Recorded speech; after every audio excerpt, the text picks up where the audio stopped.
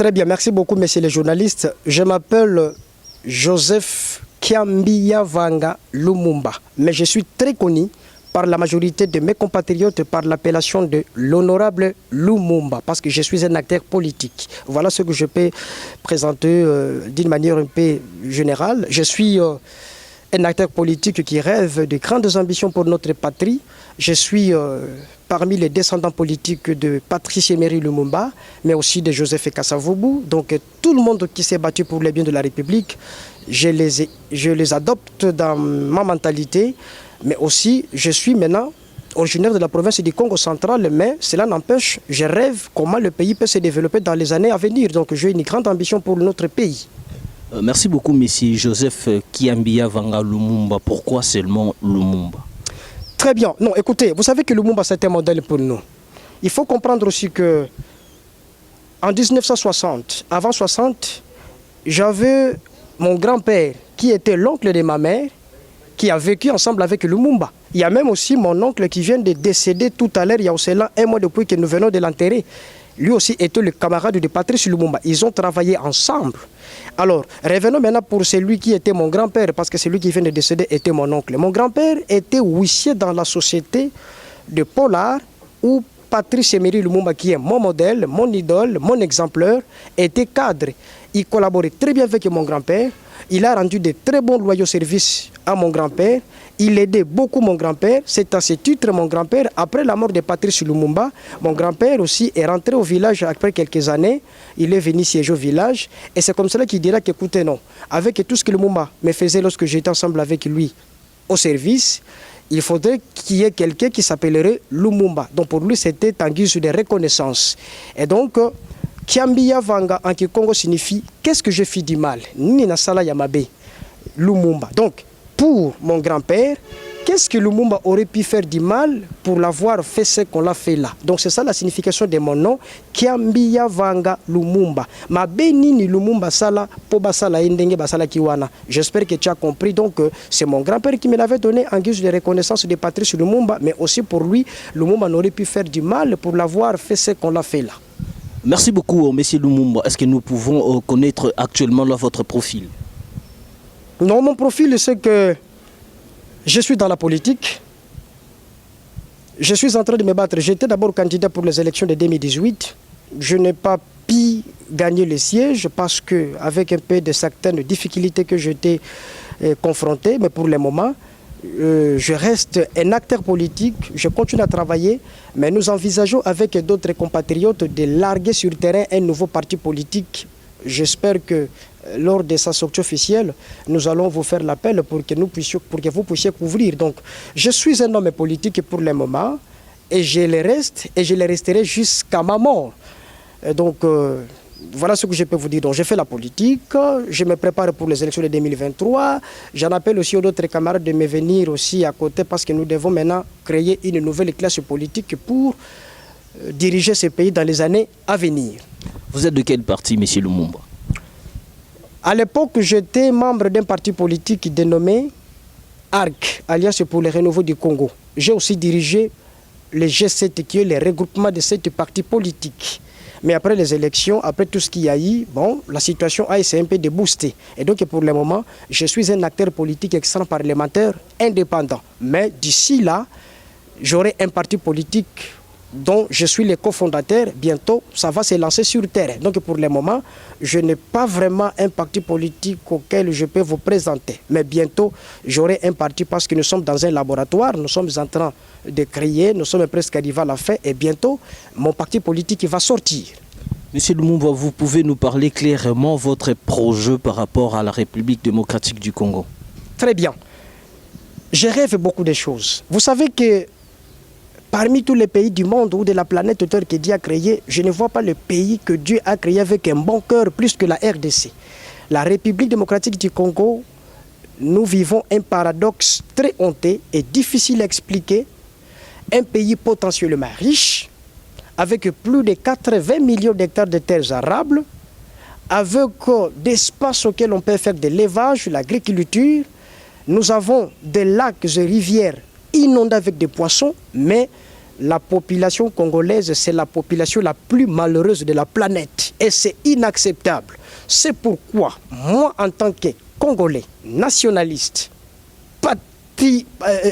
patriote, je lance un appel aux compatriotes congolais que nous autres que vous voyez, ce n'est pas que nous sommes en train de faire les éloges ou de l'orgueil, mais nous devons nous organiser pour que ce pays soit un pays plus beau qu'avant, tel que nous chantons dans notre hymne national. Moi, j'ai un rêve, j'ai une vision. Avant que je sois enterré, avant que j'entre dans le cercueil, je vais me battre pour que le pays puisse se développer. Notre pays, pour que se développe, c'est moindre des choses. C'est une question tout simplement que ça soit dirigé par les gens qui l'aiment et les gens qui ont les soucis pour leurs compatriotes. C'est simple parce que nous avons tout dans notre pays. Donc je rêve un pays plus beau qu'avant, un pays meilleur. C'est la raison pour laquelle dans le parti politique auquel bientôt je vais lancer sur terre, bien sûr avec les compatriotes, nous pensons créer une nouvelle classe politique. La classe qui ne viendra pas pour piller l'argent de la République en fait de se faire des millionnaires à travers le monde, mais plutôt les gens qui viendront réellement bâtir un pays plus beau qu'avant. Et donc pour moi, avant ma mort, je me battrai, je rêve un pays, un paradis terrestre, parce que nous avons toutes les potentialités. Monsieur Lumumba, qu'est-ce qu'il y a à retenir par rapport au comportement du gouvernement actuel? Le gouvernement qui vient de sortir, parce que nous avons le gouvernement de Sylvestre Ilunkamba, qui bientôt ils vont faire la remise et reprise, parce que nous attendons que le gouvernement de Jean-Michel Sama, le Conde, puisse sortir, et puis ils vont être installés. Et puis faire la remise et reprise. Alors, vous me parlez du gouvernement passé ou bien le gouvernement que nous attendons pour le moment? Passé. Mais le gouvernement passé, vous savez que ce gouvernement n'a rien fait. D'ailleurs, ce n'est pas moi qui dois vous le dire. Tout le monde le sait que ce gouvernement a fait un fiasco. Même le chef de l'État lui-même l'a reconnu. Et que le gouvernement de la coalition entre Cash et FCC, c'est un gouvernement qui a échoué lamentablement. Raison, eh bien, selon lui, bon, les gens qui y étaient, ce sont ces gens-là qui n'avaient pas les soucis de travailler pour le bien de la République. Donc ce gouvernement, moi je pense que nous n'avons pas de bons souvenirs dans ce gouvernement parce que tout était foutu. Et ça, ce n'est pas moi qui dois vous le dire. Le constat avait été fait par tout le monde, en commençant par le premier citoyen de la République qui est Félix-Antoine Tshisekedi Tshilombo. Et nous tous, nous le savons bien. C'est pourquoi nous donnons la chance à ce fameux gouvernement de l'Union nationale, de l'union sacrée de la nation que nous attendons, bien que ça tarde encore, parce qu'il paraîtrait que là-bas il y a encore de la cacophonie, tout le monde se balade ou s'entretue pour des postes, mais je leur donne les conseils à travers votre micro de cesser de faire ça, parce que sinon ça sera encore une autre honte, parce que les années, disons, pour ceux qui viennent de se passer, on nous disait qu'il y en a même ceux qui disaient que Kabila qui bloquait. Maintenant, Kabila est totalement mis de côté. Maintenant, nous leur donnons la chance de travailler parce que vous savez que moi, je ne souhaite qu'il y ait le bonheur pour mon pays. Parce que si le pays marche bien, et c'est nous qui serons le bénéficiaire. Mais si le pays s'agenouille à tout moment, et c'est nous qui payerons les pots cassés, c'est nous qui allons souffrir. Donc moi, je pense que pour celui qui venait de passer, nous avons dit, bon, ne voyons plus ça parce que lui a échoué, le gouvernement de Sylvestre. Maintenant, nous attendons celui qui vient de Jean-Michel Sama, que nous accordons une potentialité de la chance afin de se battre pour les misères du peuple congolais, parce que les Congolais sont en train de souffrir d'une manière qu'on ne peut pas s'attendre. Une bonne question. Moi, tout simplement, ce que je peux leur dire, c'est quoi? Ils savent bien les situations dans lesquelles vit le peuple congolais aujourd'hui. Le peuple congolais sont en train de souffrir. Le peuple congolais est en train de souffrir, voulais-je dire.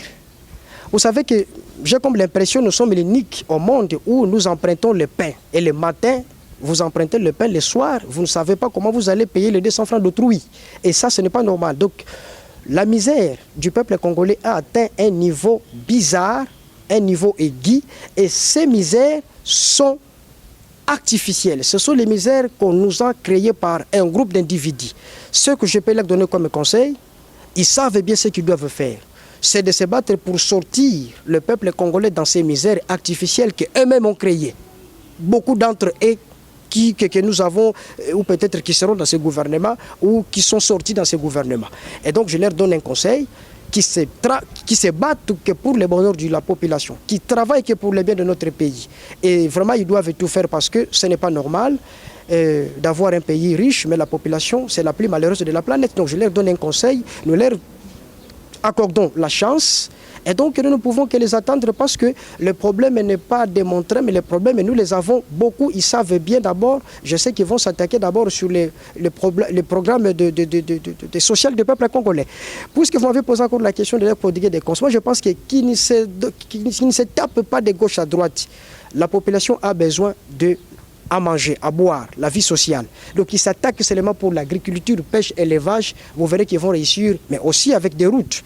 Donc je sais qu'ils seront des gagnants avec ce peu de temps, 3 ans qui leur restent jusqu'en 2023, où nous allons encore, nous tous, nous battre pour demander au peuple congolais, cette fois-là, de nous donner encore des dirigeants, peut-être qui n'ont pas pu élire en 2018, parce que nous sommes nombreux ceux qui attendent être élus afin de montrer de quoi nous sommes capables dans ce pays.